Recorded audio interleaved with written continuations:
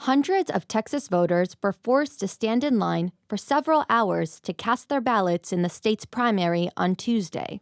The Galveston County Democratic Party tweeted that the long lines were created by our Republican elected officials by closing hundreds of polling locations in recent years. A Guardian analysis found most of the closed polling sites were in predominantly Black and Latino neighborhoods and around college campuses. In addition to long wait times, civil rights groups said some polling locations were understaffed while others were closed. Machines broke at several sites. Experts noted that Texas closed hundreds of polling sites since the Supreme Court in 2013 struck down a provision of the Voting Rights Act that required states with a history of discriminatory voting practices, like Texas, to change election laws without approval from the federal government.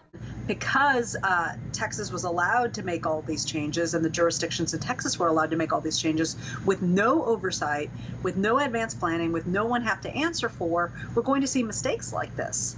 The voting problems are not just bad news for Texas voters. They're likely to worry Democrats who hope to realize a decades-old dream of flipping the state from red to blue in 2020. Doing so will require driving young, diverse populations to turn out, despite the shortage of polling sites in their communities. In a statement, the Texas Democratic Party chair said, "We need major improvements across the board, more resources to assist county and state elections officials, and increased access to voting."